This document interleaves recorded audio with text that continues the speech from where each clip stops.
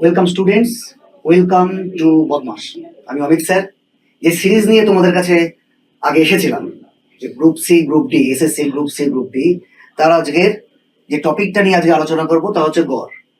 শুধু group C group ডির পরীক্ষার জন্য না, বাকি যত এক্সাম আছে এই গড়ের চ্যাপ্টারটা খুবই ইম্পর্টেন্ট। আমরা গড়ের অঙ্ক করতে গিয়ে সাধারণত কি করি, বড় বড় গুণ করে ফেলি। আজকে সেখানেই দেখবো যে বড় গুণ না করেও কি করে গড় করা যায়। চলো আমরা আগে প্রথমে দেখে নিই গড়ের কনসেপ্ট কি, গড়ের মানে কি, তারপরে আমরা অঙ্কতে আসবো। ফার্স্ট কোশ্চেন থেকেই আমরা বুঝে নিই গড় বলতে আমরা সাধারণত কি বুঝি। যে কথা আমরা মাধ্যমিক স্তরের অঙ্কগুলো করেছিলাম অ্যাভারেজের ক্ষেত্রে, তাতে আমরা বলতাম যে যদি সবাই সমান হয়, মানে সাধারণত ভাগ প্রক্রিয়াতে আমরা এই গড়গুলো করে থাকি। কি না, মোট করতে হয়, সেটাকে যতজন ছিল তাদের মধ্যে ডিস্ট্রিবিউট করতে হয়, এটাই সবার কাছে সমান যে গেল একেই গড় বলি। তাহলে আমরা যদি প্রথম দিকের এই অঙ্কগুলো করতে যাই, যে বলেছে কি দেখো, 5টি নারকেল গাছে যথাক্রমে 12, 15, 21, 31 এবং 16 এতগুলো করে নারকেল ছিল। 5টি গাছের গড়ে নারকেলের সংখ্যা কত? একদম প্রথম দিকের অবস্থা, আমরা গড়টা মানে ওটা বুঝি। তাহলে কি 5টা গাছে আমরা মোট বার করি। আমরা 5টা গাছে যে মোট নারকেল আছে তা হচ্ছে 12 প্লাস 15 প্লাস 21 প্লাস 31 প্লাস 16। তাহলে এদের মোট বা যোগ করলে কি আসে? যোগ করলে আসে আমাদের 95। তার মানে আমরা বলতে পারছি ওই 5টা গাছে মোট 95টা নারকেল ছিল। এখন আমাদের কাছে কি জানতে চেয়েছে? আমাদের কাছে জানতে চেয়েছে যে 5টা গাছে গড়ে কত নারকেল আছে। কথার মানে কি, 5টা গাছে যদি সমান থাকতো তাহলে কতগুলো করে নারকেল থাকতো। কথাটার মধ্যে একটা যদি আছে। তাহলে গড় কি হয়ে যেত আমাদের? এই 5টা গাছের গড় না এই 19টা মোট নারকেল, আর ছিল কটা গাছ? না 5টা গাছ। তাহলে 5 দিয়ে ভাগ করে দিলাম, অর্থাৎ আমরা বলতে পারি যে 19টি নারকেল আমাদের ছিল। এটা তো গেল একদম প্রথম দিকের অবস্থা। যে গড় কি, আসলে গড়ের কনসেপ্ট বলতে গেলে 3টে কনসেপ্ট আসে। সবাই গড়, সবাই অ্যাভারেজ। আসলে এই যে গড় বললাম, এটাকে ইংলিশে বলা হয় মিন। এই মিন ছাড়াও আরো দুটো কথা গড়ের ক্ষেত্রে আসে, আরো দুটো পার্ট গড়ের আসে, তা হচ্ছে মিডিয়ান অ্যান্ড মোড। তা আমরা আস্তে আস্তে যাব, পরের অঙ্কতেই যাব। এই সাংখ্যগড়কে ছেড়ে আমরা যদি এখানে যাই, কি আছে এখানে দেখো, মৌলিক সংখ্যা। আমরা বলবো কেন এখানে যোগ করছি আর কেন পরবর্তীকালে গিয়ে অন্য পদ্ধতি, যা গুণ না করে বা যোগ না করে বা ভাগ না করে করতে পারি তার ক্ষেত্রে। যে প্রথম 10টি মৌলিক সংখ্যা, মৌলিক সংখ্যা আমরা অবশ্যই জানি, নাম্বার সিস্টেমের ক্লাসগুলোতে আমরা শিখেছি মৌলিক সংখ্যা। তা প্রথম 10টি মৌলিক সংখ্যা আগের অঙ্কের মতনই আমরা কি করবো, তাহলে পরপর যোগ করতে থাকবো। কি কি আছে আমাদের মৌলিক সংখ্যা? শুরু কোথা থেকে? 2, তার সাথে 3, 5, এরপরের মৌলিক সংখ্যা 7, তারপরে তোমরা জানো 11, 11-র পরে 13, 13-র পরে 17, 17-র পরে 19, এরপরে গিয়ে 23, 1, 2, 3, 4, 5, 6, 7, 8, 9। 9 পর্যন্ত কেন লিখলাম? তার কারণ প্রথম 9টি মৌলিক সংখ্যার যোগফল 100 হয়। ফলে তোমরা যদি প্রথম 9টি মৌলিক সংখ্যার যোগফলটা মনে রেখে দিতে পারো, তাহলে পরবর্তী মৌলিক সংখ্যা আমাদের হয়ে যায় 29, 29। তাহলে আমরা বলতে পারবো কি, যে প্রথম 9টি মৌলিক সংখ্যার যোগফল যদি 100 হয়, পরে শুধু 10th প্লেসে যে মৌলিক সংখ্যাটা আছে 29, তাকে যোগ করলে আমাদের হয় আসলে 129। সংখ্যা ছিল কটা আমাদের? 10টা সংখ্যা। তাহলে এই 129 তাকে আমরা কত দিয়ে ভাগ করছি? না 10 দিয়ে ভাগ করছি। অর্থাৎ আমরা বলতে পারি 12.9 হচ্ছে আমাদের এই প্রথম 10টি মৌলিক সংখ্যার গড়।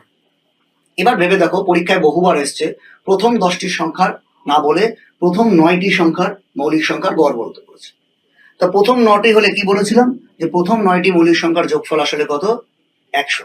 তখন আমাদের অ্যান্সার কি হতো? 100/9।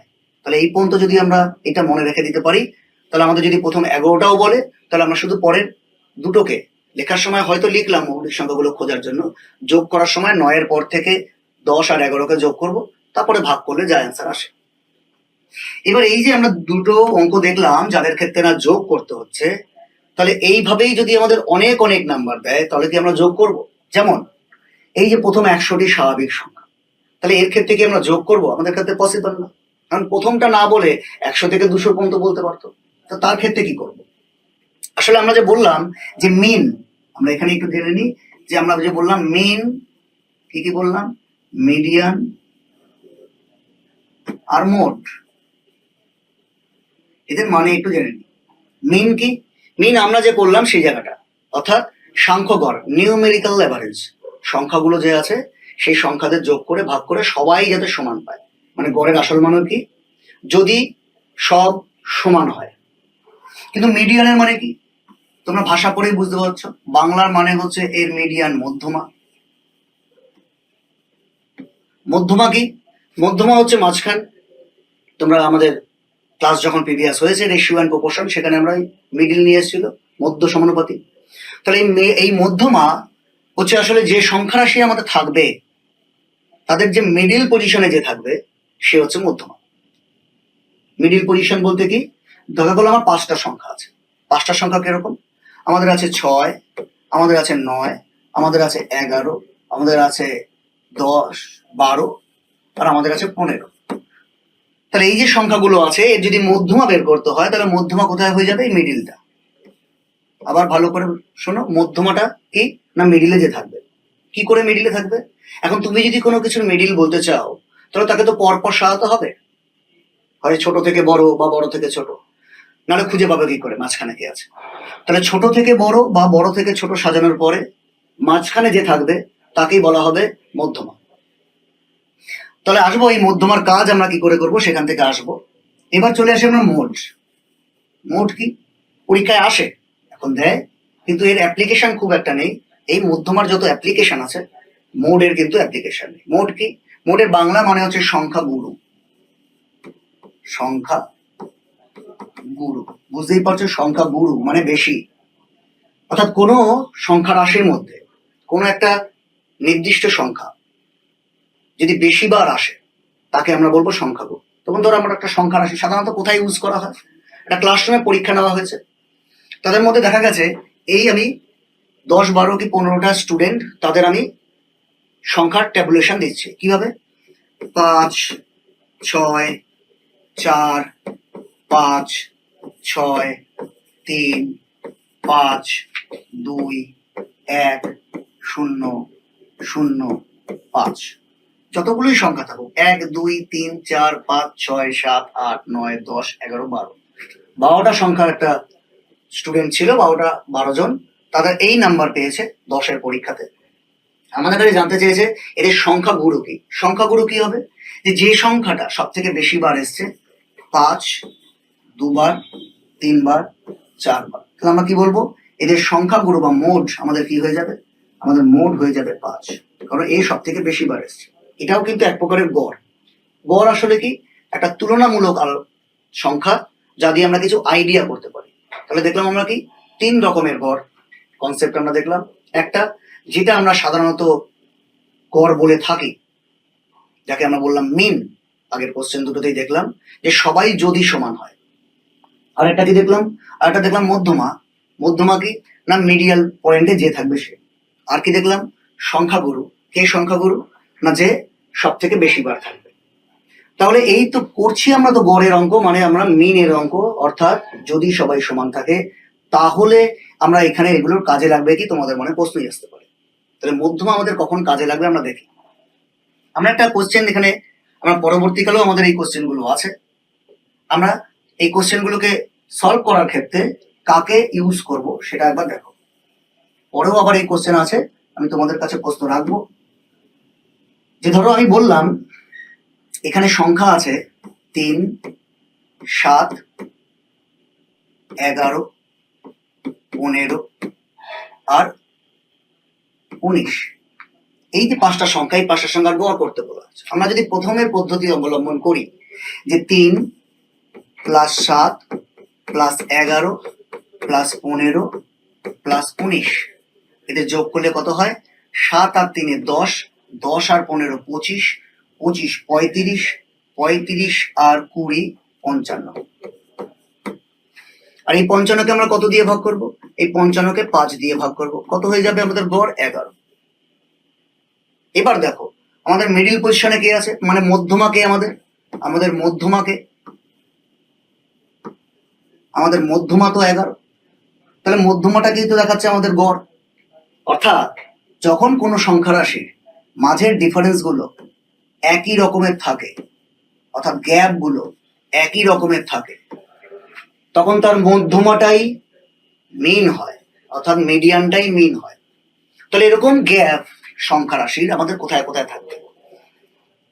সাধারণত কথাতে যখন আমরা বলি তখন ক্রমিক সংখ্যা যখন বলি না, পরপর সংখ্যা, এই পরপর সংখ্যা কতগুলো আমি বলছি দেখো, তাদের তোমাদের বুঝতে পারবে যে তাদের গ্যাপ গুলো সমান।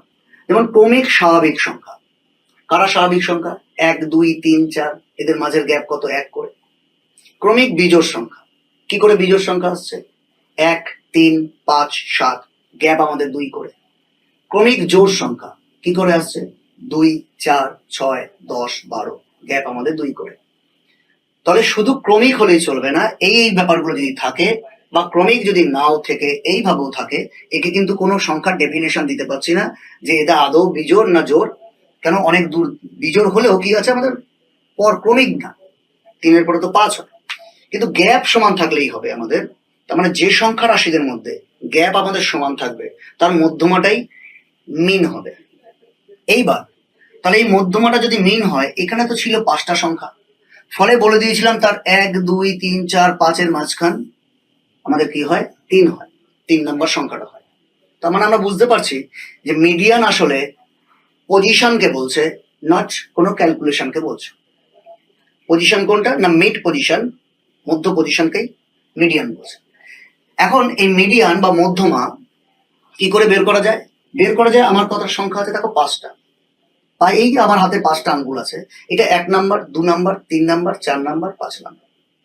মিডিল করার সব থেকে ভালো সহজে কি না, মিডিল আমি কি থাকবো? আমার ডান দিক আর বাঁ দিকে যেন সমান থাকে। তাহলে ডান দিকে 2টো, বাঁ দিকে 2টো, মাঝখানে আমি আছি। এটা তো গেল অল্প সংখ্যার ক্ষেত্রে। কিন্তু বেশি সংখ্যার ক্ষেত্রে কি করে বুঝবো? দেখো প্রথম রাশি আমার 1 আর শেষ রাশি আমার 5। আবারও বলছি, মিডিয়ান বের করছি, পজিশন খুঁজছি, নাম্বার খুঁজছি না। তাহলে এটা 1 নাম্বার পদ, এটা 5 নাম্বার পদ। তাহলে 1 আর 5কে যোগ করে 2 দিয়ে ভাগ করলে আমরা মিড রাশি পাই। কোথায় রাশি পাই? না 1 নম্বর পদ আর 5 নম্বর পদকে ভাগ করলে, 2 দিয়ে ভাগ করলে আমরা থার্ড প্লেস পাই। তাহলে তৃতীয় প্লেসে যে থাকবে তাহলে সেই হয়ে যাবে আমার মধ্যমা, যে আছে। তাহলে এখন এখানে আমাদের কি বলা হয়েছে? 100টি স্বাভাবিক সংখ্যা। তাহলে আমরা এখানে কি দেখব? স্বাভাবিক সংখ্যা মানে তারা পরপরই আছে, ক্রমিকই আছে। প্রথম 100টি, আবার কি থাকতে পারে? 100 থেকে 200 পর্যন্ত নানা রকম থাকতে পারে, 1 থেকে থাকবে এমন কোনো কথা নেই। তাহলে মিড পয়েন্ট আমরা কি করে বার করব? মিড পয়েন্ট আমরা বার করব প্রথম পদ প্লাস শেষ পদ, তাকে কত দিয়ে ভাগ করব? 2 দিয়ে। আবার কখন? না যখন তাদের গ্যাপ সমান থাকবে। তাহলে আমাদের প্রথম পদ 100টির প্রথম পদ কি? 1। শেষ পদ কি? 100টি। স্বাভাবিক সংখ্যার প্রথম 100টি মানে 100। ভাগ করছি কত দিয়ে? 2 করে। 101কে 2 দিয়ে ভাগ করলে 50.5। তাহলে দেখো প্রথম স্বাভাবিক সংখ্যা বললে আমরা এটা বের করতে পারলাম। আমরা আস্তে আস্তে যাব, স্বাভাবিক সংখ্যা না হয়ে তার জোড় সংখ্যা হলে কি হবে, বিজোড় সংখ্যা কি হলে। কিন্তু সেই সব সূত্রগুলো না আমরা অত করে মনে রাখবো না। তার কারণ লিখে দেবো অবশ্যই আমি, কারণ প্রথম তো নাও বলতে পারে, অন্য কোনো জায়গা থেকে বলতে পারে। প্রথম না 100 না বলে দ্বিতীয়, অর্থাৎ 101 থেকে 200 পর্যন্ত বলতে পারে। তাহলে আমরা মনে রাখবো কি? প্রথম পদ, যে প্রথম পদ থাকবে সেই প্রথম পদ আর শেষ পদ। তো অ্যাভারেজের আমরা ধাপে ধাপে কি করে মানেগুলো বোঝা যায় তা থেকে আমরা যাচ্ছি। আর বাকি যে ক্লাস আছে তা তোমরা আমাদের ইউটিউব বদমাস চ্যানেলকে ফলো করো এবং সাবস্ক্রাইব করো, তাহলে আরো যে ক্লাসগুলো আছে সেই ক্লাসগুলো এই ডিটেলসে এইভাবে জানতে পারবে। চলো কোশ্চেনে যাই। প্রথম 19টি স্বাভাবিক সংখ্যা কি বলেছে? স্বাভাবিক জোড় সংখ্যা। প্রথম 19টি আমি একটু করে দেখাই, তারপরে নয় ফর্মুলা বলবো। প্রথম 19টি মানে শুরু আমার কোথা থেকে? 2 থেকে। 19টি এবার জোড় সংখ্যা আমি কি করে বলবো? জোড় সংখ্যা আসলে কারা?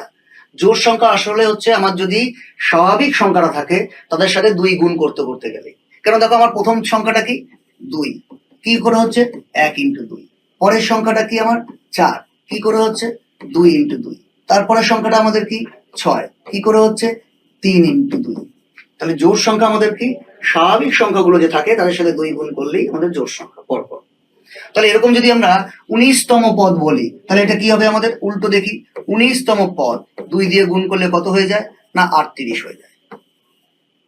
তাহলে আমরা কি বলতে পারি এই 2 আর 19, প্রথম পদ আমার 2, শেষ পদ আমার 38, আমরা কত দিয়ে ভাগ করব 2 দিয়ে। কি করে হচ্ছে 19তম পদ কি করে হচ্ছে 40, আর 2 দিয়ে ভাগ করলে কত না 20। তাহলে এইভাবে তো আমরা অ্যান্সার করতে পারি, কিন্তু বারবার যদি আমাকে আরো অনেক বড় সংখ্যা বলে করতে পারি। আসলে কি হয় দেখো, তাহলে যদি প্রথম থেকেই বলে আমাকে 19, তাহলে আমার প্রথম সংখ্যাটা আমাদের কত বলেছি 2।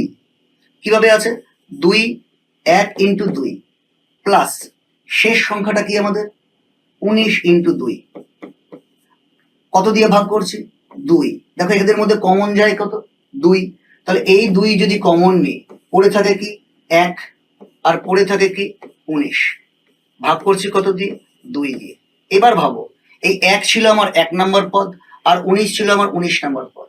মানে জোড় সংখ্যা যদি থাকে এবং সংখ্যাটাকে যদি আমরা n দিয়ে প্রকাশ করি, n যে 19টি সংখ্যা এটাকে যদি আমরা n দিয়ে প্রকাশ করি তাহলে আমরা কি লিখতে পারি n প্লাস 1 হয়ে যাবে আমাদের অ্যান্সার। কিন্তু এই n প্লাস 1 যে আমাদের অ্যান্সার হবে এটা তো প্রথমের হবে, তাহলে আমরা অবশ্যই লজিক বুঝবো যে প্রথম না বলে যদি অন্য কোনো জায়গা থেকে বলে তার প্রথম সংখ্যা এবং তার ক্ষেত্রে শেষ সংখ্যা। আর যদি এই প্রথম স্বাভাবিক যোগ সংখ্যা বলে দেয় তাহলে আমরা কি লিখবো n প্লাস 1। n আমাদের কত 19, 19-এর সাথে কত যোগ করলাম 1, তাহলে আমাদের গড় কত হয়ে গেল 20। কারণটা নিশ্চয়ই বোঝা গেছে যে কেন এইখানে শুধু n প্লাস 1 হচ্ছে, কারণ এর জোড়ের ক্ষেত্রে ছিল 2 আর এর ক্ষেত্রে 2 দিয়ে আমরা ভাগ করি মিডিল পয়েন্ট বের করার জন্য। কারণ স্বাভাবিক সংখ্যার আসলে কি স্বাভাবিক সংখ্যাদের গ্যাপ আমাদের সমান, স্বাভাবিক এবং এটা স্বাভাবিক জোড় বলেছে তাহলে এরও গ্যাপ সমান, 2 হোক কি যাই হোক গ্যাপ তো আমাদের সমান। ফলে মিডিল পোর্শন বের করতে পারলেই আমরা আমাদের যে গড় তা পাচ্ছি। আশা করি বোঝা গেছে। চলো এরপরে আমরা নেক্সট পোর্শনে যাই, যে প্রথম 23টি বিজোড় সংখ্যার গড়। কি সংখ্যার গড় 23টি বিজোড় সংখ্যা, প্রথম 23টি। তাহলে ফার্স্ট সংখ্যা আমাদের কি 1। এবার দেখো সংখ্যা রাশি যদি আমরা 2 3 4 5 6 7 এইভাবে কন্টিনিউ করতে থাকি তাহলে এটা আমার 1 নাম্বার, এটা আমার 2 নাম্বার, এটা আমার 3 নাম্বার, এটা আমার 4 নাম্বার। তাহলে বিজোড় সংখ্যা আসলে কি আমাদের যে সংখ্যাগুলো থাকে তার মধ্যে একজন থাকে জোড় একজন থাকে বিজোড়। তাহলে যদি আমরা এই 23কে ডাবল করি তাহলে হয়ে গেল কি 23 নম্বরের জোড় সংখ্যা। কত হয়ে গেল আমাদের 23তম জোড় সংখ্যা। আর জোড় সংখ্যার আগেরটাই থাকে বিজোড় সংখ্যা, কেন জোড় সংখ্যা শুরু হচ্ছে কোথা থেকে প্রথম জোড় 2 থেকে, আর বিজোড় শুরু হচ্ছে কোথা থেকে 1 থেকে। তাহলে যদি আমার 23তম জোড় সংখ্যা 46 হয় তাহলে বিজোড় সংখ্যা নিশ্চয়ই আমার ছিল কত 1 বিয়োগ করলে 45। অর্থাৎ আমরা বলতে পারি আমাদের প্রথম সংখ্যা ছিল 1 বিজোড়, আর 23তম বিজোড় সংখ্যা আমাদের 45, তাকে যোগ করে 2 দিয়ে ভাগ করলে কত হয় 46/2 অর্থাৎ 23। এবার দেখো তাহলে যদি আমার প্রথম সংখ্যা থাকে তাহলে আমরা কি করব এই 23কে, এই 23 তো আমাদের এই সংখ্যাটাই, অর্থাৎ কতগুলি সংখ্যা ছিল। তাহলে আমরা কি করতে পারি আমাদের যদি বিজোড় বলে এই ক্রমিক বিজোড় বলে তখন তার গড় আমরা কি লিখতে পারি না যতগুলো সংখ্যা সেটাই আমাদের গড়। তাহলে আমাদের যদি প্রথম থেকে দেয় আমাদের কোনো ঝামেলা নেই, প্রথম বিজোড় সংখ্যার গড় কত n, প্রথম জোড় সংখ্যার গড় কত n প্লাস 1। n কাকে বলছি যতগুলো ওরা সংখ্যা বলছে। কিন্তু আবারও বলছি যদি আমাদের প্রথম না বলতো তাহলে কিন্তু আমরা এইভাবেই মেনটেন করতাম। ক্লিয়ার? কারণ তখন তো আর এই এক ব্যাপারটা আসতো না, এই একের সাথে যোগ হতো না। এই একটা কেন এসছে না এই একটা এসছে হচ্ছে আসলে আমরা এই একটা এসছে আমরা কেন না প্রথম সংখ্যা ধরেছি তার জন্যই 1। আর প্রথম সংখ্যাটা এমনিতেও 1, আর আমাদের ক্ষেত্রেও প্রথম সংখ্যাটা 1 হয়েছে, তার জন্যই ঘটনাটা ঘটেছে। কিন্তু বাকি সময় ঘটবে না। তোমরা পরীক্ষা হতে বেশিরভাগ ক্ষেত্রেই প্রথম সংখ্যা দিয়ে থাকে, তাহলে এটাই মনে রাখবে। আর অন্য সময় যদি আসে তখন তো সেই বাধা কাটাতেই পারবো। আশা করি বোঝা গেছে। এইবার চলে আসি আমরা প্রথম 10টি স্বাভাবিক বর্গের গড়। এই যে বর্গের গড় মানে কি আমরা 1 স্কোয়ার, 2 স্কোয়ার, 3 স্কোয়ার, 4 স্কোয়ার এইভাবে চলছে আমার কন্টিনিউ। কত পর্যন্ত বলেছে ওরা না 10 পর্যন্ত, 10 স্কোয়ার। সংখ্যা কত আছে আমার 10টা, তাহলে আমরা 10 দিয়ে ভাগ করব। কিন্তু যেহেতু বর্গের স্কোয়ারে ওই স্বাভাবিক, কেন বর্গ একটা থেকে একটা বর্গের পার্থক্য তো আর সমান থাকে না, তাহলে তো আমরা মিডিল করতে পারছি না। তাহলে বর্গের ক্ষেত্রে কি করব, বর্গের ক্ষেত্রে স্বাভাবিক সংখ্যাদের যে যোগফল হয় তার একটা সূত্র আছে, কেন এর কোনো ভ্যারাইটি আসবে না। শুরু কোথা থেকে করবে, শুরু এক থেকেই করবে, ওই সংখ্যাগুলোর মতন মাঝখান থেকে না তুলবে। তবে শুরু যদি করতে হয় এবং আমাদের এক থেকেই শুরু করতে হয়, তার জন্য আমাদের ফর্মুলা আছে। কি, আমরা মনে করি এই 10টা 10 না, এই 10টাকে আমরা বলছি, এই 10টাকে আমরা কত বলছি, n তম পদ। তার মানে যা থাকবে n তম পদও যা, সংখ্যাটাও তাই, কারণ শুরু হচ্ছে কোথা থেকে, এক থেকে। এর ফর্মুলা হয়, তাহলে শুধু এই যোগের ফর্মুলা হয়। এই যোগের ফর্মুলা কি হয়, আমাদের কিন্তু নাম্বার সিস্টেমে এই যোগের ফর্মুলাও থাকে, যে n into n plus one into 2n plus one divided by 6। এটা আমাদের কিসের ফর্মুলা হলো, যোগের ফর্মুলা। এখানে n কারা, এখানে যত নাম্বার শেষ পদ সেটাই আমাদের n মানে 10। এইবার এই যোগ থেকে যখন গড় করব তখন আমাদের হয়ে যাবে n into n plus one into 2n plus one by 6। এটা আমাদের যোগ ছিল। আর কতগুলো সংখ্যা ছিল না, nটা সংখ্যা ছিল, তাহলে কত দিয়ে ভাগ করব, n দিয়ে ভাগ করব। দেখো এই n কেটে গেল। অর্থাৎ আমরা বলতে পারি আমাদের গড়ের ফর্মুলা যদি বর্গের ক্ষেত্রে হয়, প্রথম n plus one into 2n plus one divided by 6। তাহলে এবার আমরা বসাই, আমাদের কতগুলো সংখ্যা ছিল, 10টা সংখ্যা। তাহলে এবার আমরা 10টা সংখ্যা কি করে করি, এই যে 10টা সংখ্যা n, ও যে 10 প্লাস 1, তারপরে কি আছে 2n, 2 ইন্টু 10 প্লাস 1, তারপরে কি আছে নিচে 6, 10 আর 1 11, এটা 10 দুগুণে 20 আর 1 21, নিচে 6। ভাগ করছি কত দিয়ে, 3 দিয়ে ভাগ করলে 7, 3 দিয়ে ভাগ করলে 2, তার মানে 77/2। 77/2 করলে কত হয়, ভাগ করো, 3 দুগুণে 6, 1 থাকে হাতে 7, 17, 8 দুগুণে 16.5। তাহলে আমাদের যদি বর্গেরও বর্গ বের করতে বলে, যা কিনা আমরা নাম্বার সিস্টেমের যোগফল থেকে শিখেছি, সেখান থেকেও আমরা করতে পারবো এই ফর্মুলা ইউজ করে। কোথায় ফর্মুলা আমাদের, n plus one 2n plus one by 6 আসলো কোথা থেকে, ওই যোগের থেকে। এখানে ভয় পাওয়ার কোনো কারণ নেই, কারণ বর্গের ক্ষেত্রে প্রথমেই বলবে, না হলে আমরা আর এই সূত্র অ্যাপ্লাই করতে পারবো না, কারণ সূত্রকে তখনই বাঁধা যায় যখন সে একটা ছন্দ মেনটেন করে চলে। চলো এরপরে আমরা চলে যাই, প্রথম 10টি স্বাভাবিক সংখ্যার ঘনের গড় কত। কি বলেছে, তার মানে এরকম আছে, 1 এর কিউব, 2 এর কিউব, 3 এর কিউব, এইভাবে চলছে। কত বলেছে ওরা, 10 এর কিউব।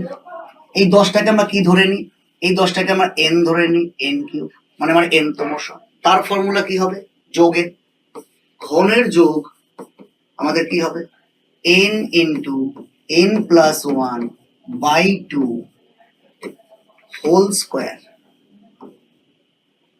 তাকে কত দিয়ে, তাহলে আমাদের যোগ ছেড়ে আমরা গড়ে যাই, তাহলে গড়ে কি হবে, n into n plus one by 2 whole square, গড় কত, ডিভাইডেড বাই n। তাহলে আমরা ঘন করব যোগ, তারপরে গিয়ে আমরা n দিয়ে ভাগ করবো। আমাদের n কত না, আমাদের n হচ্ছে 10। তাহলে 10-এর ক্ষেত্রে কি করছি, 10 into 10 plus 1 by 2 whole square, ভাগ কত দিয়ে করছি, 10 দিয়ে করছি। তাহলে 10 ইন্টু 11, এটা কেটে দিই, 5, মানে 5 ইন্টু 11 তার স্কোয়ার, ভাগ করছি কত দিয়ে, 10 দিয়ে। 55 স্কোয়ার, তাকে ভাগ করছি 10 দিয়ে। 55 স্কোয়ার, এই 5-এর স্কোয়ার কি করে করব, 5 শেষে থাকলে, এই যে 5 আছে, এই 5-এর প্রথমে স্কোয়ার করব, কত হয় 5-এর স্কোয়ার করলে 25। আর এইখানে যে 5 আছে, এই 5টাকে আমরা প্লাস 1 করব, কত হয় 6। তাহলে 5 6 30, ভাগ করছি কত দিয়ে, 10 দিয়ে। বুঝতেই পারছো ভাগ করলে আমাদের অ্যান্সার কত হবে, 302 302.5। তাহলে 302.5।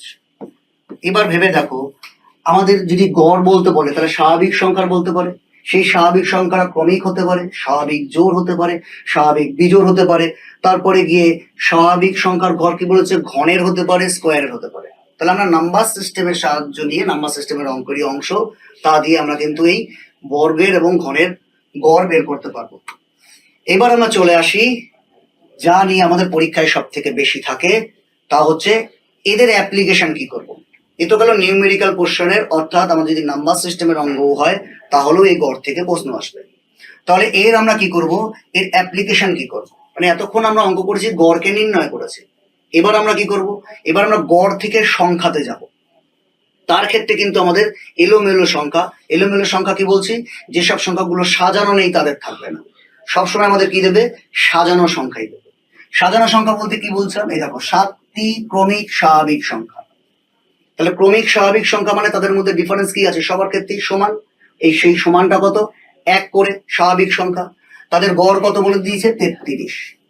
বলছে বৃহত্তম সংখ্যাটি কত। তাহলে যখনই দেখেছি তারা আমাদের সিরিজ অনুযায়ী সাজানো সংখ্যা আছে, সংখ্যা কটা, 1 2 3 4 5 6 7। কি বলেছিলাম, সংখ্যাদের গড় বের করার, মিডিল বের করার, কারণ আমরা এখানে দেখতেই পাচ্ছি আমাদের গ্যাপ গুলো সমান আছে। মিডিল বের করার সব থেকে সহজ পদ্ধতি কি না, দুই দিকে আমার সমান থাকবে। তাহলে এইদিকে 7, এই মিডিল হয়ে গেল আমার এটা। তাহলে এই মিডিলটাকে আমরা কত বলছি, আমরা 33 বলছি। এইটা আমাদের গড়। এবার আমরা কটা স্টেপ যাব, আমরা এখান থেকে বৃহত্তম মানে একটা যাব, দুটো যাব, তিনটে যাব, +1 +1 +1। অর্থাৎ আমরা গড় থেকে আমরা যখন বৃহত্তম সংখ্যায় যাচ্ছি, কি করে যাচ্ছি না 33, তার সাথে 1 2 3, এই 3কে যোগ করছি, এই 3কে যোগ করে দিয়ে আমরা কত পাচ্ছি, 36। দেখো আমরা ওই ছোটবেলায় যে x+1 x+2 এইগুলো যোগ না করেও ঘর দিয়ে আমরা ওই কনসেপ্টে যে প্রথমে আমরা মধ্যমা শিখলাম তা থেকে করতে পারছি। এখন পরীক্ষার হবে কি আমাদের এটা করাও কি আমাদের সুবিধা হবে, কারণ এখানে কি বারবার গিয়ে আঁকবো তা না। তাহলে আমরা কি করব, যেহেতু আমাদের স্বাভাবিক সংখ্যাগুলো সাজানো থাকে, সাজানো বলতে ওই যে যাদের গ্যাপ গুলো সমান থাকে, তাদের ক্ষেত্রে আমরা আগে মিডিল পজিশন, কারণ আমরা কি জেনেছি যে গড় যখন সাজানো সংখ্যার হয় এরকম ক্রমিক সাজানো, তখন তার মিডিল পোর্শনটাই গড় হয়, কেন মধ্যমাটাই। তাহলে আমরা মধ্যমার প্লেস বার করব, আর সেখান থেকে কোথায় যাব, ম্যাক্সিমাম প্লেসে। আমাদের মধ্যমার প্লেস কত, সংখ্যা ছিল আমাদের 1 + 7/2, কত হয়েছে আমাদের 1 + 7 কত হয়েছে 8, মানে 4 নাম্বার প্লেসে আমরা আছি, চতুর্থ প্লেসে আমরা আছি। আমাদের যেতে হবে কোথায়, 7th প্লেসে। কোথায় যাচ্ছি আমরা, 7th প্লেসে। তার মানে 4 থেকে 7 পর্যন্ত এই 3টে ঘর যেতে হয়। 3টে কি লিখছি, ঘর। কেন 3টে ঘর লিখলাম, কারণ সব ক্ষেত্রে ঘরগুলো তো সমান হবে না, সমান বলতে 1 হবে না। তাহলে এই 3টে ঘর যেহেতু স্বাভাবিক সংখ্যা, প্রতিটা ক্রমিক স্বাভাবিক, তাদের ডিফারেন্স 1 করে, তার মানে 3 × 1। আমরা এগুলো সব ধরে ধরে প্র্যাকটিস করছি। তার মানে 3 ঘর আমার কি বৃদ্ধি হবে, 3 ঘর মানে কত নাম্বার বৃদ্ধি হবে, 3। তখন আমরা কি বলতে পারবো, 33 + 3 অর্থাৎ 36। তাহলে দেখো আমরা এই না সাজিয়েও করতে পারি। আমরা কি খুঁজবো, আমরা প্লেসকে খুঁজবো, যে 4 নাম্বার প্লেসে আমরা আছি, আমাদের 7 নাম্বার প্লেসে যেতে হবে। তাহলে 4 থেকে 7 নাম্বার প্লেস 3টে ঘর, 3টে ঘর মানেই হচ্ছে 3 × 1 = 3 ঘর। তাহলে 33 ছিল আমার মিডিল পজিশনে, 33-এর সাথে 3 যোগ করলে আমাদের 36 হয়। আর যদি বলতো ছোট সংখ্যা বের করো, তাহলে আমাদের 7 নম্বর প্লেসে না গিয়ে আমরা 1 নম্বর প্লেসে যাব। তাহলে 4 নম্বর থেকে 1 নম্বর প্লেসে যেতে হলে আমাদের 3 ঘর পিছিয়ে আসতে হয়। তাহলে 33 থেকে 3 ঘর যদি আমরা পিছিয়ে আসি তাহলে 30-এ চলে আসবো। আশা করি বোঝা গেছে। প্রথম প্রথম এইভাবে লিখে করবে, বুঝে যাবে, পরে গিয়ে এইভাবে মুখে মুখে অ্যাপ্লিকেশন করবে। চলো আমরা এরপরের অঙ্কতে চলে যাই, 8-এর পরে 9-তে। 6টি ক্রমিক বিজোড় সংখ্যা, এই যে ব্যাপারগুলো এসলো, এবার কটি সংখ্যা, নাম্বার অফ নাম্বারস কটা না 6টা।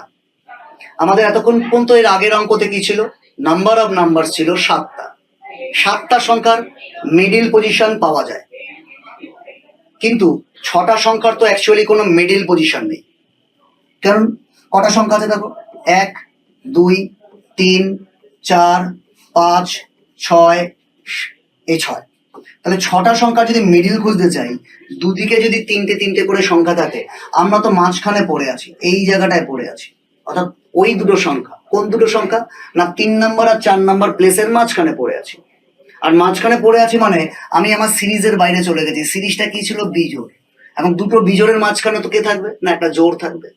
তাহলে দেখো এই যে জোড় আছে, তাহলে এখানে আমাদের কত বলেছে? 46। তাহলে এবার আমাদের কি বলেছে? ক্ষুদ্রতম। তাহলে ক্ষুদ্রতম কি এই যে দুটো সংখ্যা, এরা কত সংখ্যা? বিজোড় সংখ্যা। এদের পার্থক্য কত হয়? পার্থক্য হয়ে যায় তো 2। তার মানে আমি বসে আছি ঠিক মাঝখানে। মানে আমার দুই দিকে যদি এই লাইনটাতে উঠতে চাই আর এই লাইনটাতে উঠতে চাই, তাহলে আমি ভাগ করে নিচ্ছি কত করে? 1 করে। কেন 2 ছিল। তার মানে এই যে 46, এই পজিশনটা হয়ে গেল আসলে 45। আর যদি আমি বড়র দিকে যেতে চাই তাহলে আমি হয়ে যায় 47। দেখো এবার আমি বিজোড় সংখ্যার লাইনে উঠে গেছি। এবার আমাকে ক ঘর পিছিয়ে আসতে হচ্ছে? 45 থেকে একটা দুটো, কত ঘর পেছলাম? -2 -2। তার মানে 45 থেকে আমি যদি ছোট করে দিই 4, আমাদের অ্যান্সার কত হয়ে গেল? 41। এবার দেখো আমরা আগে যেটা বলেছিলাম সেখান থেকে যদি আমরা অঙ্ক করতে চাই, যে আমরা কি বলেছিলাম? প্লেস খুঁজবো। কতগুলো সংখ্যা? 6টা। কি করছি? 6 + 1/2, অর্থাৎ আমরা আছি 3.5 নম্বর প্লেসে, 3.5 প্লেসে। আমরা কোথায় যাচ্ছি? বলছে ক্ষুদ্রতম সংখ্যা মানে প্রথম সংখ্যাটা। আমরা যাচ্ছি ফার্স্ট প্লেসে। তাহলে 3.5 থেকে ফার্স্ট প্লেসে যেতে গেলে আমাকে আড়াই ঘর আমাদের পিছিয়ে আসতে হয়। আড়াই ঘর বলতে এইখানে যেহেতু বিজোড় সংখ্যা, এক একটা ঘর 2 করে, ফলে আড়াই ঘর আমরা কি করে করব? একে 2 দিয়ে গুণ করব, অর্থাৎ আমাদের নাম্বার হিসাবে কত হয়ে গেল? 5 নাম্বার। তাহলে আমরা আগে যা ছিলাম 46, সেই 46 থেকে আমরা যদি এই 5কে বিয়োগ করি তাহলে আমরা কত হয়ে যায় না 41। তাহলে দেখো আবার আমাদের সেই একই অ্যান্সার আসলো। তাহলে বুঝতেই পারছো শেখার সময় আমরা এটাকে বুঝে নিই যে কি করে আমরা মিডিয়াম থেকে অঙ্ক করব, আর অ্যাপ্লিকেশনের সময় কি করে আমরা মুখে মুখে করব। আশা করি পরীক্ষাতে গিয়ে তোমাদের 7-8 সেকেন্ডের বেশি এই গড়ের অঙ্ক করতে সময় লাগবে না। এবার ধরো আমরা পরবর্তী অঙ্কর দিকে যাই। প্রথম যে আজকে কোশ্চেনটা দিয়েছিলাম সেই কোশ্চেন আবার এখানে রিপিট হয়েছে। নিম্নলিখিত সংখ্যার গড় কত? তাহলে বুঝতে পারছো কটা সংখ্যা? 1 2 3 4 5 6 7 8 9। তাহলে যদি এই 9টা সংখ্যার যোগ করি, যা আমরা করছিলাম 7 2 7 19 19 39 11 15 23 31 আর 35, এই যোগটাকে আমরা কত দিয়ে ভাগ করব? সংখ্যা কতগুলো গুণে দেখেছি? 9টা।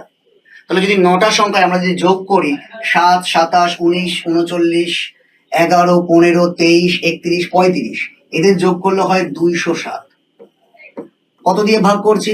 9 দিয়ে ভাগ করছি। 9 দুগুণে 18, পড়ে থাকে 2, 3 নং 27, আমাদের অ্যান্সার কত? 23। এবার আমরা এখানে একটু লক্ষ্য করি যে এত বড় সংখ্যা দিয়েছে, একবারই দেখবো যে এই সংখ্যাগুলো কি আদৌ যদি সাজাই ছোট থেকে বড় তাহলে কি এদের গ্যাপ গুলো ঠিক থাকবে? যদি থাকে তাহলে তো আমাদের এত খাটনি খাটতে হবে না। দেখো এই 7 থেকে আমরা যদি পর পর যাই, 7-এর পরে কে আছে? 11, 11-এর পরে কে আছে? 15, 15-এর পরে কে আছে? 19, 19-এর পরে কে আছে? 23, 23-এর পরে কে আছে? 27, 27-এর পরে কে আছে? 31, 31-এর পরে কে আছে? 35। আমরা কি সঠিক লিখলাম? 1 2 3 4 5 6 7 8, আমরা মনে হয় মাঝে 7 11 15 19 23 27, 27 পরে 31 35, আর তারপরেও আবার আছে 39। তাহলে আমাদের 9টার নম্বর লেখা হয়ে গেছে। দেখো প্রতিটা সংখ্যার মধ্যে ডিফারেন্স কিন্তু একই, 4 করে। সবার ডিফারেন্স কত? 4 করে। তাহলে আমরা কি বলেছিলাম? যদি ডিফারেন্স সমান থাকে তাহলে মিডিল নাম্বারটাই আমাদের কি হয়ে যাবে? গড় হয়ে যাবে। 9টা সংখ্যা, এদিকে 4টে ওইদিকে 4টে, অর্থাৎ আমরা যদি এটাও লিখি যে 1 + 9/2, তাহলে 5th প্লেসে আমাদের যে আছে সে হয়ে যাবে আমাদের গড়। তাহলে 1 2 3 4 5, এই 5th প্লেসে যে আছে সেই আমার গড়। তাহলে আমরা যদি সংখ্যাগুলোকে চিনে ফেলতে পারি তাহলে এই পুরোটা লেখারও দরকার নেই। আমরা কত প্লেসের নাম্বার জেনে গেলাম? 5th প্লেসে। এবার গুনছি কি করে? 1 নাম্বার চলে গেল, 1 নাম্বারের পরে 2 নাম্বার চলে গেল, 3 নাম্বার চলে গেল, 3-এর পরে 4 নাম্বার চলে গেল, 4-এর পরে এই যে 5 নাম্বার, আমি 5 যখন জেনে গেছি যে 5 নাম্বার প্লেস মানে সাজানোর পরে, তাহলে আমি ছোট থেকে গুনতে গুনতে যাব, 5 নাম্বার প্লেসে যেটা পড়ে যাবে তাকে আমাদের অ্যান্সার বলবো।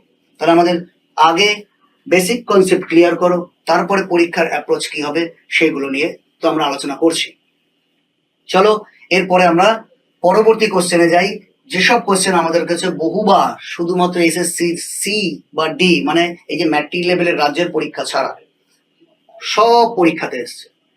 কারণ আমরা ভাবছি সি এর পরীক্ষা আর ডি এর পরীক্ষা, কারণ এই যে রোববার এই যে গত কনস্টেবলের প্রিলিমিনারি বা মেন্স একসাথে যে পরীক্ষাটা এবার হলো, একটাই পরীক্ষা, সেই পরীক্ষাতে কোশ্চেন যা স্ট্যান্ডার্ড দেখা গেছে তাতে আমরা বুঝতে পারছি এবার স্ট্যান্ডার্ড কিন্তু আর ওই ধরনের হবে না যে সি এর পরীক্ষা ও তো যেরকম খুশি ছোটখাটো প্রশ্ন দেবে। তাহলে আমাদের তৈরি থাকতে হবে। কোথায় চলে এসেছি আমরা? 11টি সংখ্যার গড় 50, যদি প্রথম 6টি সংখ্যার গড় 49 হয় এবং শেষ 6টি সংখ্যার গড় 52 হয়, তাহলে ষষ্ঠ সংখ্যাটি কত? খেয়াল করে দেখো, সংখ্যা ছিল আমাদের 11টা, তার মধ্যে প্রথম 6টা বলে দিয়েছে 49, পরের 6টা বলেছে 52, তাহলে সংখ্যা হয়ে গেল 12টা। তাহলে আমরা সংখ্যা লিখি 1 2 3 4 5 6 7 8 9 10 11।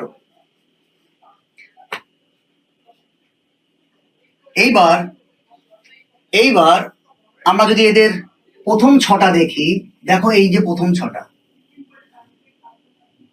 আর যদি আমরা শেষ 6টা দেখি দেখো এইখানে,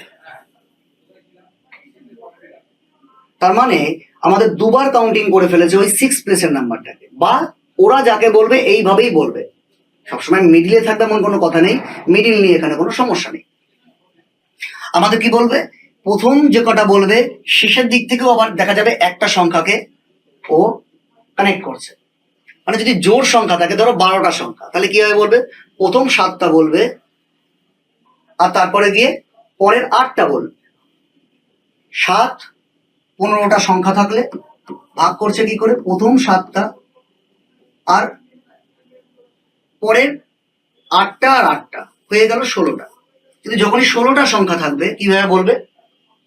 প্রথম 8টা আর পরের 9টা এদিক থেকে, তার মানে এই 8 প্লেসটাকে, তারপর 17 হয়ে যাচ্ছে, এই 8 প্লেসটাকে ওরা কমন দিয়ে দেবে। সেটা 11টা সংখ্যা হতে পারে, 12টা সংখ্যা হতে পারে, যা খুশি হতে পারে। তাহলে এবার যদি আমাদের কোশ্চেন সলভ করতে যাই ট্র্যাডিশনালি ভাবে, তাহলে আমাদের প্রথম কি করতে হবে? 6টা সংখ্যার গড় কত? 6 ইন্টু 49। দেখো গুণ করতে যদি হয়, কেন সবাই, তাহলে আমার টোটাল করতে হয়, মোট করতে হয়, এগুলো তো আলাদা আলাদা সংখ্যা না, একই সংখ্যা বারবার যোগ করতে বলছে, তার মানে রিপিটেডলি সাম মাল্টিপল হয়। কত হয়? 6 9 54 4 হাতে 5 24 আর 5 29। এটা গেল প্রথম 6টা। তারপরে কি বলেছে? শেষ 6টা 52, এটাকে যোগ করি 52। কেউ বলতে পারে স্যার দুটোকে একবারে যোগ করে দেবো। হ্যাঁ করতে পারি, কারণ দুটোই 6 6 আছে, কারণ বেশিরভাগ ক্ষেত্রেই 6 6 থাকবে, কোনো কোনো ক্ষেত্রে আলাদা হবে, তখন দেখা যাবে। 6 দুগুণে 12 2 হাতে 1 30 আর 1 31। এই যে সংখ্যাগুলো আমার হলো, তাদের যদি আমরা যোগ করি তাহলে দেখা যায় 6, এটা 0, এটার ক্ষেত্রে হচ্ছে 5 আর 1 6, কত হয়ে গেল? 606। এখানে কারা আছে? এখানে আছে 1 থেকে 1 to 11 এতগুলো সংখ্যা, কিন্তু এক্সট্রা কে আছে? 6 প্লেসের সংখ্যাটা। তাহলে আমরা এই 1 থেকে 11 যে সংখ্যা আছে তাকে যদি বিয়োগ করি, তাহলে দুবার 6-এর জায়গায় একটা 6 পড়ে থাকবে, যেটা কিনা আমাদের অ্যান্সার চেয়েছে। কত অ্যান্সার চেয়েছে আমাদের? কত বলেছে? 11 ইন্টু 50। কত হয়? 11 ইন্টু 50 550। আমরা যদি বিয়োগ করি, আমরা যদি এই নাম্বারটাকে বিয়োগ করি 550, তাহলে আমরা পেয়ে যাব কত? এর ক্ষেত্রে 6 আর এটার ক্ষেত্রে 5, আমাদের অ্যান্সার কত পেয়ে গেলাম? 56। কিন্তু একবার ভেবে দেখো, এই অ্যান্সার করেও মনের সন্তুষ্টি তো আসবে যে আমি একটা অঙ্ক করতে পেরেছি, কিন্তু পরীক্ষার হলে যদি এই অঙ্কটা এই অ্যাপ্রোচে করি, তাহলে আমাদের পরীক্ষার বাকি কোশ্চেনের অ্যান্সার কত দেবো? এরকম দুটো কোশ্চেন দিয়ে দিলেই তো হয়ে গেল আমাদের, একটা গড় থেকে আর একটা কোনো একটা চ্যাপ্টার দিয়ে এরকম একটা বড় প্রশ্ন দেবো। ফলে হয় সেই প্রশ্ন আমাদেরকে ছাড়তে হবে, আর না হলে সেই প্রশ্ন করতে গেলে বাকি অনেক প্রশ্ন, অর্থাৎ 6 থেকে 7টা প্রশ্ন আমরা সলভই করতে পারবো। তাহলে আসো এই প্রশ্নের অ্যাপ্রোচ কি হবে আমরা দেখে নিলাম কি করে করতে হয়। এবার আসি আমরা আমাদের অ্যাপ্রোচ কি হবে তা দেখতে।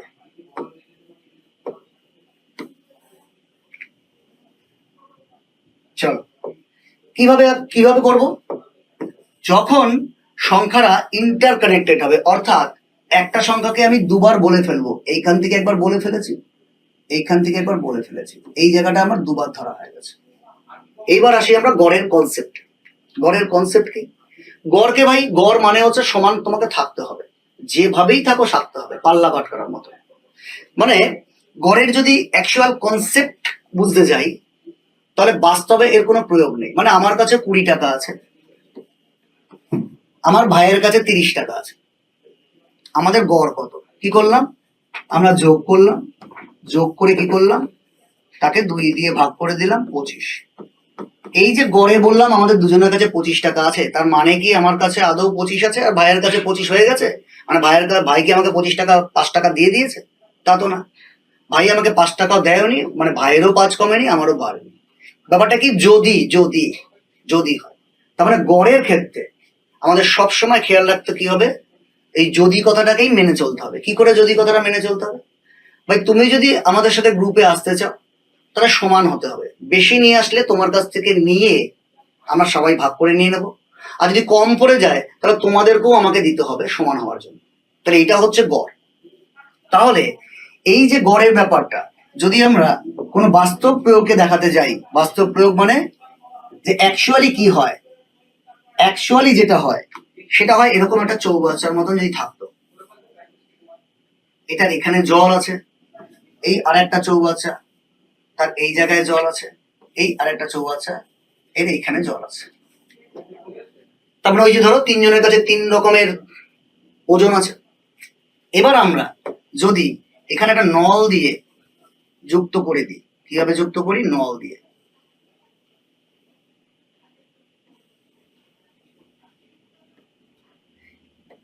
এইবার কি হয়ে যাবে এই নল দিয়ে যুক্ত করার ক্ষেত্রে? আমরা এই নল দিয়ে যখন যুক্ত করেছি, নল দিয়ে যেই যুক্ত করে দেবো তখন কি অবস্থা চলে যাবে? তারা সবাই কোথায় চলে আসবে? জলগুলো সব সমান হয়ে যাবে। সরি, এই যখনই যুক্ত করেছি আমরা কি হবে না, সব আমাদের কি হয়ে যাবে? সমান হয়ে যাবে।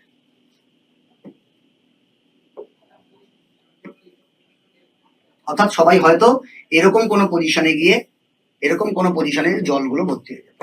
তার মানে একমাত্র গড়ের যদি কনসেপ্ট এবং বাস্তবে মেলে তাহলে চৌবাচ্চা দিয়ে জলের যে গতি একদিক থেকে একদিকে যায়, কোথায় যায়? বেশি জায়গা থেকে কম জায়গায় যায়, এটাই যাবে। তাহলে এবার আমরা দেখি আমাদের ক্ষেত্রে এর ব্যবহার তাহলে কি করতে পারি। কোন কোন ক্ষেত্রে? যখন এরকম ক্রস থাকবে, আমাদের অ্যাকচুয়াল গড় কত? 50। মানে বোঝাচ্ছে কি না 11টা সংখ্যাই 50 করে, কিন্তু পরে খুঁজতে গিয়ে দেখছে যে 6টা সংখ্যা তো 49 হয়ে গেছে। কি হয়ে গেছে না 6টা সংখ্যা 49 হয়ে গেছে, অর্থাৎ গড়ে 1 করে কমেছে। আবার কি দেখছি পরবর্তীকালে 6টা সংখ্যা যখন দেখতে যাচ্ছি তখন কি হয়েছে না 52 হয়ে গেছে, মানে ওই দিকটা 2 করে বেড়ে গেছে। তাহলে এই যে 6টা সংখ্যা যারা 1 করে কমেছিল, সেই 6টা সংখ্যার মধ্যে ওই 6 প্লেসের সংখ্যাটা, মানে সেখানে আমি আমার নিজেকে ধরছি, তাহলে এই আমি বাকিদের থেকে তো কমে গেছি, অ্যাকচুয়াল যে গড় ছিল তার থেকে কমে গেছি। তার মানে আমিও হিসাব মতন কমেছি। কত কমেছি? 1 করে। কত জনের মধ্যে কমেছি? 6 জনে গড়ে কমেছি। তাহলে আসলে কত কমলো না 6 1 কে 6। আবার পরের দিকে যখন দেখা হচ্ছে যে পরের দিকে 6টা সংখ্যা আবার 2 করে বেড়ে গেছে, তাহলে সেখানেও আমি প্রেজেন্ট আছি। তার মানে ওই দিকটা যদি বাড়ে তাহলে আমিও বাড়বো। তাহলে যদি বেশি হয়ে যায়, কতগুলো? 6টা সংখ্যার মধ্যে 2টো, তাহলে ওই দিকেও 6 এই দিকেও 6। তার মানে অ্যাকচুয়ালি 1 করে 6টা কমেছে, 2 করে 6টা বেড়েছে, তাহলে মোটে বেড়েছে আমার এই 6 ইকুয়াল টু কত? এইটা হয়ে গেল আসলে 1 ইন্টু 6। আর আমাদের গড় আসলে কত ছিল? মানে আমার বেস, আমি তো বেড়েছি কমেছি এই জায়গাটা তো বলেই দেওয়া হয়েছিল সবাই যদি সমান থাকে।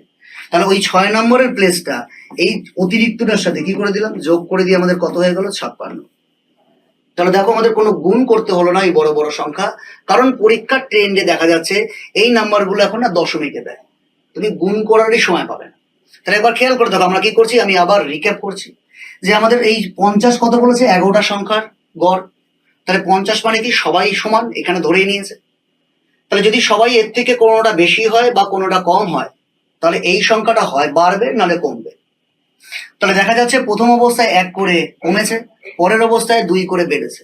মোটের উপরে গড়ে বাড়লো কত, 1 2 1, এরকম এই দিকেও 6টা ওই দিকেও 6টা। আসলে কি করতে হয়, -1 ইন্টু 6 মানে -6, আর 2 ইন্টু 6 মানে +12।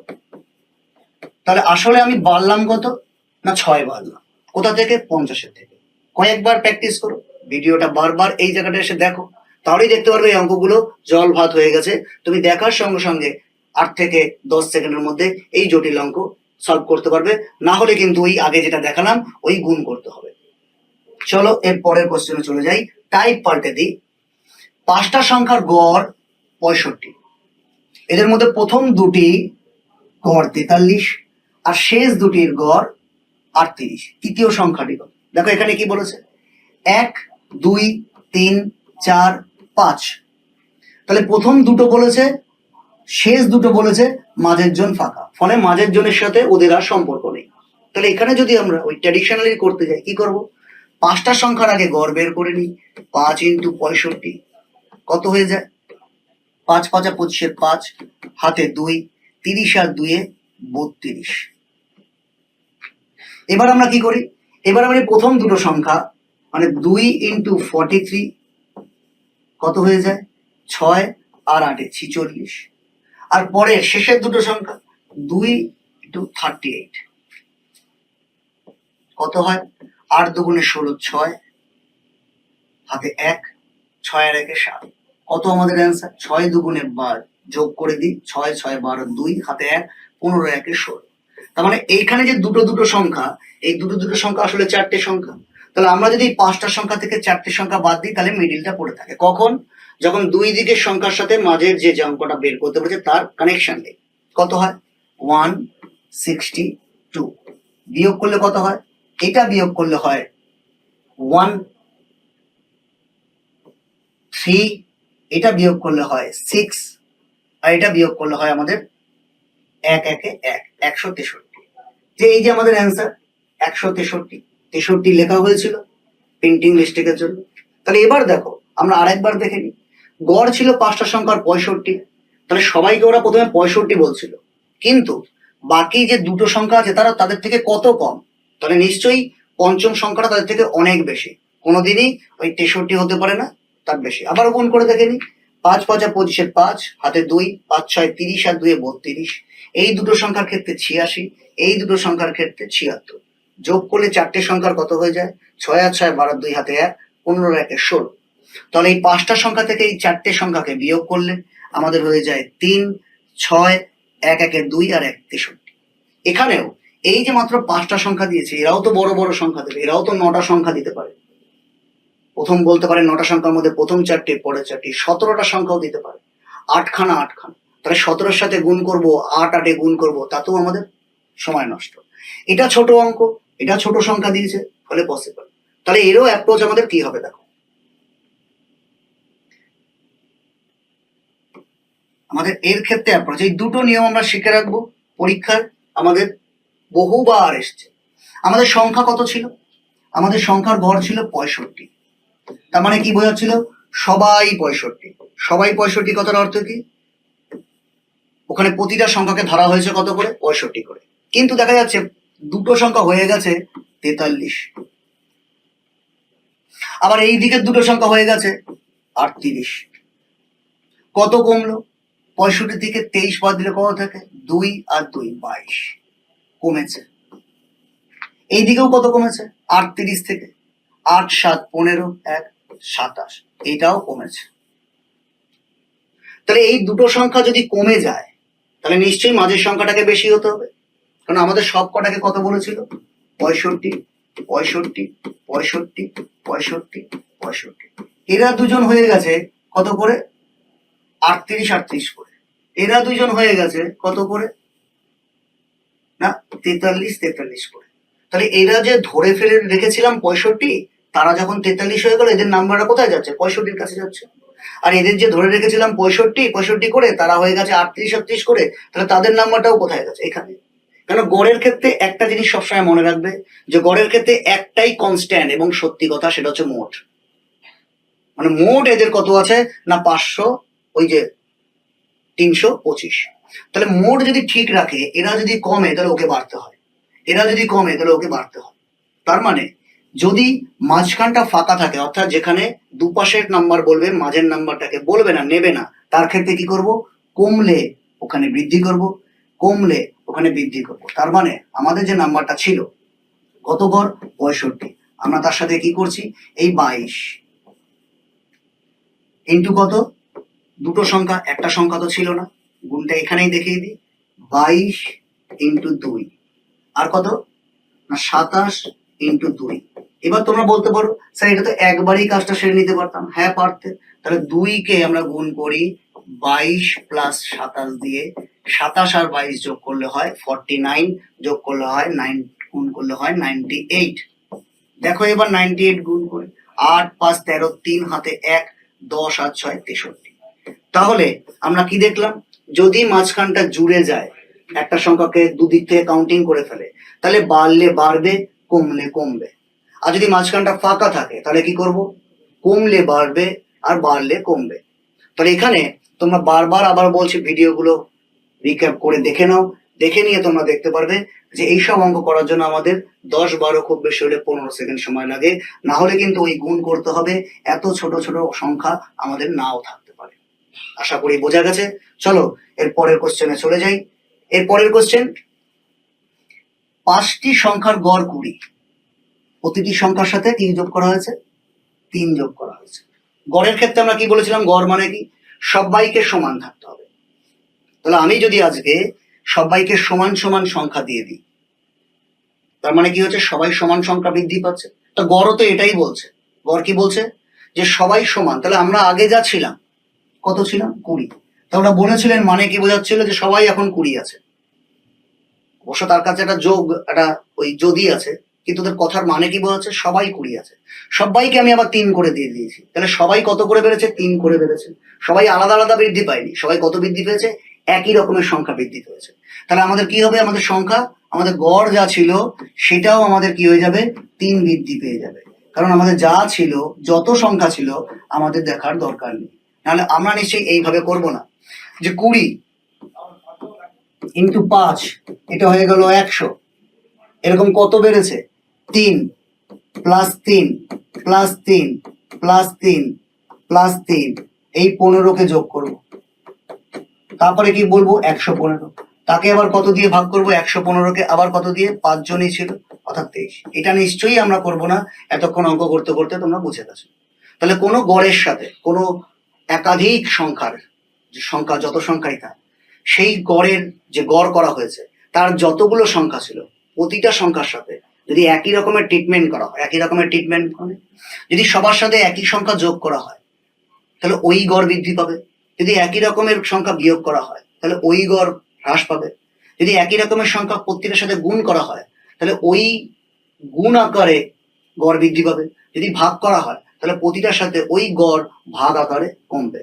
চলো এর পরের সংখ্যাতে আমরা চলে যাই। কোন সপ্তাহের সোমবার, মঙ্গলবার, বুধবার কি কি দিয়েছে? সোম, মঙ্গল আর বুধ, তাদের গড় কত বলেছে? 40 ডিগ্রি। মানে আমরা যদি গড় লিখি, তাহলে এই যে প্লাস লিখলাম, এটাকে কত দিয়ে ভাগ করব? 1 2 3, 3 দিয়ে ভাগ করছি। কত বলে দিয়েছে? 40 ডিগ্রি টেম্পারেচার। আর কত বলেছে? মঙ্গলবার, বুধবার ও বৃহস্পতিবারের গড় তাপমাত্রা কি কি আছে? মঙ্গল আর কি আছে? বুধ আর বৃহস্পতি, এদের গড়ও বলেছে। কত বলেছে এদের গড়? না 41। উত্তর কি জানতে চেয়েছে? দেখো, সোমবার এবং বৃহস্পতিবার। মানে খেয়াল করে দেখো, সোম কোথায় আছে? প্রথমে আছে। বৃহস্পতি কোথায় আছে? শেষে আছে। আমরা যদি এদের বিয়োগ করি, পার্থক্য করতে বলেছে না আমাদের, পার্থক্য কত? আমরা যদি এদের বিয়োগ করি, তাহলে এখানে কি লিখছি? এই প্রথমটা ছিল আমাদের 40, তারপরটা ছিল আমাদের 41, কারণ এখানেও আমরা বিয়োগ করেছি। এইটা আমাদের সোম, মঙ্গল, বুধের গড় ওই 40, এটা আমাদের মঙ্গল বুধ বৃহস্পতির গড় ওই 41। তাহলে একবার খেয়াল করে দেখো, এই যে নিচে 3 আছে, এই 3টা যখন যাবে তখন এটা হয়ে যাবে সোম, এটা মঙ্গল, এটা বুধ, মাইনাসের জন্য সবাই মাইনাস হয়ে যাবে, মাইনাস মঙ্গল, মাইনাস বুধ, মাইনাস বৃহস্পতি। কত হয়ে গেল না? এখানে পার্থক্য বলেছে, সাইন নিয়ে আমাদের ভাবার দরকার নেই। প্রথম অবস্থায় যদি লিখতে চাও তো লিখতে পারো যে 40 আর 41-এর পার্থক্য 1 হয়, কিন্তু যেহেতু আগে ছোট আছে তার মানে আসলে -1। পার্থক্যের সময় সাইনের ব্যাপার নেই। তাহলে এই জায়গাটা যখন বিয়োগ করবো, দেখো এই মঙ্গল বুধ এরা কি হয়ে যায়? কেটে যায়। পড়ে থাকে কে? এই যে সোম আর তার সাথে বৃহস্পতি, যাদের পার্থক্য কিনা ওরা চেয়েছিল। তাহলে আমরা কি করছি? এই 3টা ওখানে গিয়ে গুণ হয়ে যাচ্ছে, 3 ইন্টু -1 লিখি। মানে আমরা পার্থক্য বলার সময় করবো না, কিন্তু এর অ্যাপ্লিকেশন তো পরবর্তীকালে আসবে, তার জন্য লিখে রাখছি। তাহলে দেখো এই এত কিছু আমরা পরীক্ষার হলে গিয়ে কি করবো? আমরা কি দেখবো? আমরা দেখবো কটা সংখ্যার সেট বলেছে, 1টা 2টো 3টে, মানে সোম মঙ্গল বুধ। আর এখানেও কত বলেছে? দেখো মঙ্গল বুধ বৃহস্পতি। তাহলে 3টে সংখ্যার সেট বলেছে। আমরা অ্যান্সার কি করবো? আমাদের পার্থক্য কি হবে বলবো? পার্থক্য কি হবে না, কতগুলো সংখ্যা করে সেট তৈরি করেছে, এইদিকে 3টে ওইদিকে 3টে। তাহলে এই 3 আর তাদের কি করবো? তাদের পার্থক্য করে দেবো 40 - 41। ব্যাস, এটাই আমাদের অ্যান্সার হয়ে যাবে। আমাদের অ্যান্সার হয়ে যাবে 3। আমি আর এখানে প্লাস মাইনাস দিলাম না, কারণ পার্থক্য বোঝানোর জন্য প্লাস মাইনাসের প্রয়োজন পড়ে না। পরে যখন আমরা অ্যাপ্লিকেশন করব তখন নয় এখানটা আমরা কি লিখবো? -1 লিখবো।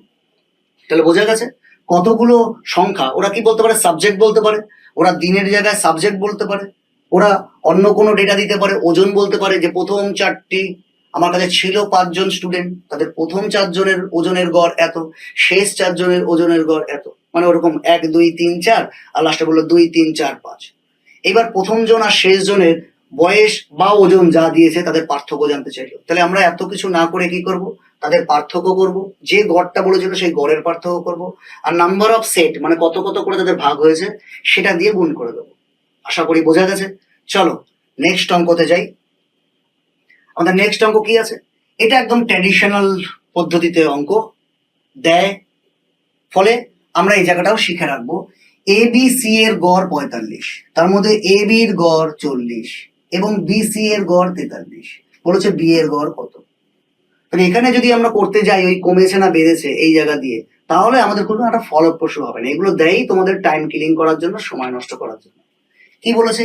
A B C R A B B C. দেখো যখন বলেছে A B R B C, তার মানে দুবার বি কে নেওয়া হয়ে গেছে, দুবার বি কে নেওয়া হয়েছে এবং অ্যান্সার কি চেয়েছে? তাকে বি কে চেয়েছে, অর্থাৎ যাকে আমরা জুড়ে দিয়েছি। তোমরা কিন্তু এই অঙ্ক ওইভাবে সাজিয়েও করতে পারো। আর না হলে আমরা কি করি? প্রথমে আমাদের দিয়েছে কি এ আর বি, মানে এ প্লাস বি, এদের মোট কত হয়ে যাবে? এদের হয়ে যাবে, ছিল কত? 40। 40কে কত দিয়ে গুণ করি? যেহেতু দুজন ছিল মানে দুজনের বয়স হলো কত নাম্বারের? 80, কারণ এক একজন 40। এবার কি বলেছে? বি আর সি, এই বি আর সি কে যদি করি তাহলে কত বলেছে? না বলেছে 43। 43 কজন? দুজন। কত হয়ে গেল না 86। এবার এটা যদি আমরা যোগ করি কাকে পাবো? দেখো এ বি বি সি, মানে পাবো এ প্লাস বি প্লাস সি আর একটা এক্সট্রা বি, যেটা কিনা ওই তোমাদের ইন্টারকানেক্ট করে যে নাম্বারগুলোতে তার মতো। যোগ করলে কত হয়ে গেছে? আমাদের যোগ করলে হয়ে গেছে এটা 6 আর 8 দুগুণে 16, তার মানে 166। কারা? না এ বি সি। এই এ বি সি কে যদি আমি বাদ দিয়ে দিই, কোথায় এবার এ বি সি করি, তাহলে এ প্লাস বি প্লাস সি, যেহেতু এদের আমার গড় বলা ছিল কত না 45, কটা সংখ্যার? না 3টে। তাহলে আমরা কি করছি? 45 ইন্টু 3। তাহলে এইটার আমরা যখন গড় থেকে মোট বের করছি 3 দিয়ে গুণ করে কত হয়? 3 5 15, 5 হাতে 1, 3 4 12 আর 1 13। দেখো কত হলো? 15 5 হাতে 1 12 1 13। তাহলে এই 4টে সংখ্যা থেকে 3টে সংখ্যা বাদ দিচ্ছি, পড়ে থাকে কত? এটার জন্য 1, এটার জন্য 3, যাকে কিনা আমরা কি বলছি? এই বিটা, অর্থাৎ আমাদের অ্যান্সার কত হয়ে গেল? বি এর অ্যান্সার 31। তাহলে আমরা এরকম কিছু টাইম কিলিং এর অঙ্ক দিতে পারে, না হলে তোমাদের কাছে থাকলো এই অঙ্কই, ইন্টারকানেক্ট হচ্ছে A B and B C. তাহলে তা আমরা মুখে ওইভাবে শর্ট করে কি করে করব, তা তোমাদের কাছে আমার প্রশ্ন থাকলো, তোমরা কমেন্ট করো যে এইভাবে অঙ্ক করে আমাদের এই অ্যান্সার এসছে। আশা করি আজকের ক্লাস ফলপ্রসূ হয়েছে, বোঝা গেছে। এই গড়ের পরবর্তী পার্ট নিয়ে খুব শীঘ্রই আসছি, তোমরা আমাদের সাথে থাকো। বদমাস ইউটিউব চ্যানেলকে ফলো করো, সাবস্ক্রাইব করো এবং বন্ধুদের মধ্যে শেয়ার করো। আজকে এই পর্যন্তই। ধন্যবাদ।